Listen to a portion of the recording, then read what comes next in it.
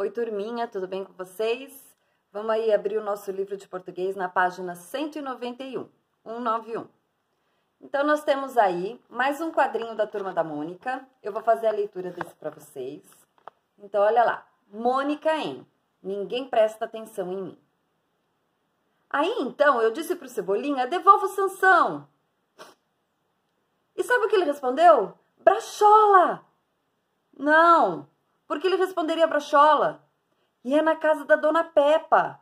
Mas e o Cebolinha? Deixa eu ver. Não, ela não usou cebolinha, só salsinha. Mas...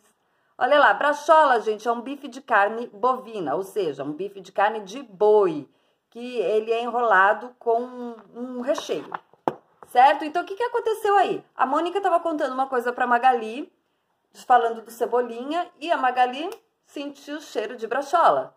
E aí ela nem prestou atenção no que a Mônica estava falando, ela só conseguia se concentrar naquele cheiro que estava vindo da casa da Dona Peppa. E a Mônica falou, mas e o Cebolinha? Ela, não tem Cebolinha não, é salsinha que ela usou. E a Mônica ficou lá, mas ninguém presta atenção em mim. Né? Então, vamos virar aí a página. Temos uma interpretação de texto para fazer, de acordo com esse quadrinho que a gente leu. Para vocês responderem, a gente precisa saber de algumas coisas. Vocês já sabem, mas é sempre bom lembrar. Lembra das reticências, que são aqueles 3 pontinhos no final da frase? Você pode usar reticências em várias situações. Então, você pode usar, por exemplo, como um tempo para pensar. Por exemplo, assim, a Mônica falou ali, ó, mais reticências, 3 pontinhos. E o Cebolinha? Então, mais... ela ficou ali pensando, é um tempo para pensar. Um outro jeito também que pode ser usado é o seguinte... então, eu disse para o Cebolinha, reticências. Quer dizer, tem continuação essa frase. É porque tem mais, tem que continuar. Então, você pode usar os 3 pontinhos, que quer dizer que continua a frase. Também pode ser assim, por exemplo. Ah, no meu prato tinha arroz, feijão, farinha, salada, 3 pontinhos. Ou seja, tinha mais coisa, certo? Então, vocês precisam ter isso em mente. E outra coisa que vocês precisam é lembrar da pontuação. Ponto final, acabou a frase, ponto final. Ponto de exclamação, aquele pauzinho com um pontinho embaixo. Então, é para você, ele tem uma função de surpresa, ou quando você grita, né? Cascão! Ponto de exclamação no final, né? Ou quando você tá com medo, ou quando você... socorro! Ponto de exclamação. O ponto de interrogação, que é aquele assim. Esse é quando é uma pergunta. Se você não coloca ele, a gente pode ler como uma afirmação. Por exemplo, tudo bem. Então, eu tô falando que tá tudo bem, mas eu não queria falar isso. Eu queria perguntar, tudo bem? Então, se eu quero perguntar, eu preciso colocar o ponto de interrogação no final. A vírgula.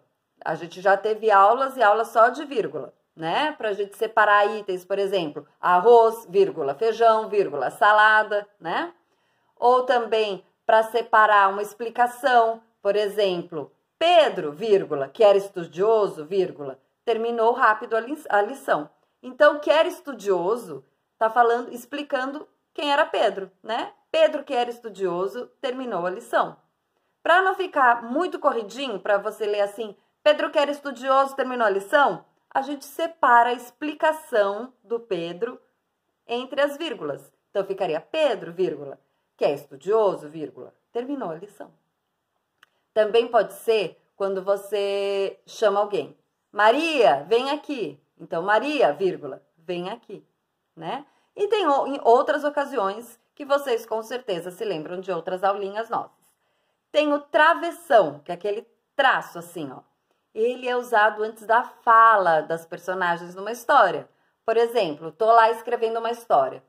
E a menina foi com a mãe dela no supermercado e a mãe falou, 2 pontos. Na próxima linha, travessão. A mãe vai falar alguma coisa. Tira a mão daí, menina.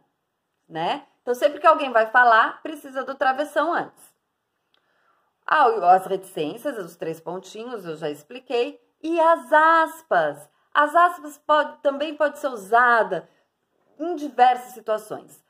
Por exemplo, No livro Turma da Mônica, então você quer colocar o nome do livro, você coloca entre aspas. Ou quando você quer falar alguma coisa que não era realmente aquilo. Por exemplo, os portugueses descobriram o Brasil. O descobriram entre aspas, porque eles não descobriram, ele já tinha sido descoberto, porque aqui viviam índios, né? Então, o aspas serve para isso também, para você destacar uma palavra que não é exatamente aquilo que você queria dizer, certo? Então, vocês vão fazer para mim até a página 194, certo? Então, vão fazer a 192, 193, 194. Aguardo fotinhos. Beijo!